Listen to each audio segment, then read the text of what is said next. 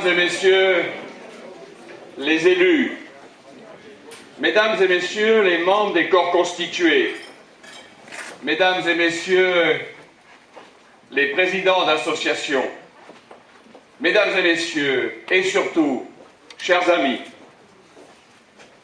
chacun d'entre vous vient de traverser le temps qui s'est écoulé avec ses choix et avec ses peines, avec ses réussites et avec ses contrariétés. À l'aube de cette nouvelle année, mes pensées vont d'abord vers ceux qui ne sont plus des nôtres sur le chemin de la vie.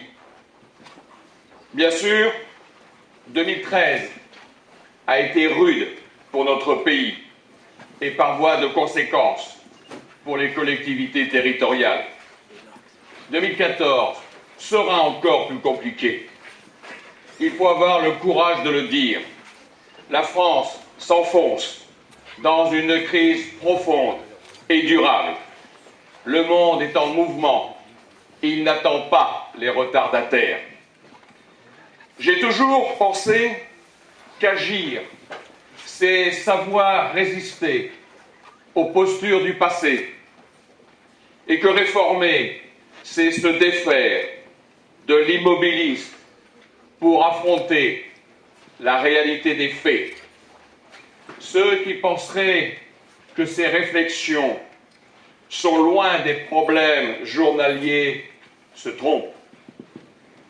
La cité est aujourd'hui plus que jamais la cellule souche d'une nation quand celle-ci perd ses repères. Dans une société qui ne se nourrit plus que de la médiatisation entretenue des haines, des malheurs et de la désinformation, on oublie trop souvent que la vérité en soi ne peut naître que de la justice, de la solidarité et de l'effort envers les autres. Comme chaque année, j'aurais aimé faire devant vous le bilan de notre action. Mais en cette période préélectorale, la précaution administrative et la jurisprudence du Conseil d'État l'interdisent. J'aurais aimé répondre à la virulence et à la calomnie de certains propos et de certains écrits. La jurisprudence l'interdit aussi. J'aurais voulu aborder les thèmes qui vous touchent au quotidien. La jurisprudence l'interdit tout autant. Enfin, j'aurais voulu vous expliquer le travail qui a été accompli par la commune dans des conditions économiques contraignantes pour offrir aux Bossétanes et aux Bossétans des services de qualité. La jurisprudence l'interdit toujours. Alors, présenter ainsi ses vœux en application de textes qui limitent le champ de la parole, sans évoquer le passé, ni le présent, et encore moins le futur, convient sans doute parfaitement à ceux dont la pratique de la langue de bois tient lieu de projet de société. Je me sens personnellement beaucoup moins à l'aise dans ce registre, mais ça, vous le saviez déjà.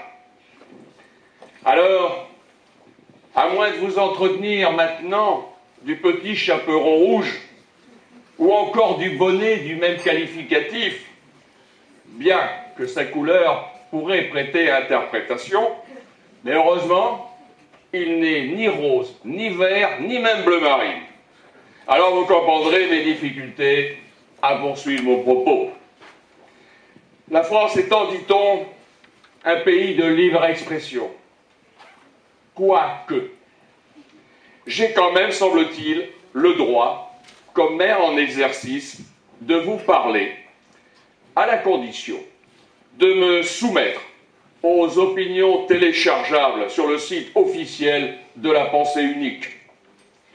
J'adresse donc tout simplement à tous mes vœux d'accueillir cette nouvelle année comme la chance d'être rassemblés dans un destin collectif, fier de son histoire et confiant en son avenir. À défaut d'être original, j'espère au moins avoir été politiquement correct et ne pas risquer de générer par mes propos quelque tourment que ce soit à ceux qui seraient prêts à s'offusquer de mon verbe comme des dames patronesses le feraient devant la tentation. Il était donc une fois un joli village de Provence où ses habitants étaient tous heureux, toutes joyeuses et réciproquement. Ils avaient gagné la bataille contre la paresse, contre la bassesse et la tristesse. Bref, ils avaient gagné la bataille de l'espoir. Ils n'avaient pas tous forcément des rêves identiques, ni les mêmes attentes, et n'aspiraient pas tous à atteindre des objectifs semblables. Mais ce n'était pas une raison pour eux d'être égoïstes. Ne me demandez pas comment vous y rendre. Je pourrais, par le temps qui court, être suspecté par quelques procéduriers à l'affût de faire de la propagande. Celui qui accepte de conduire un mandat électif doit le faire en conscience de ses servitudes, de ses salissures et de ses tracas.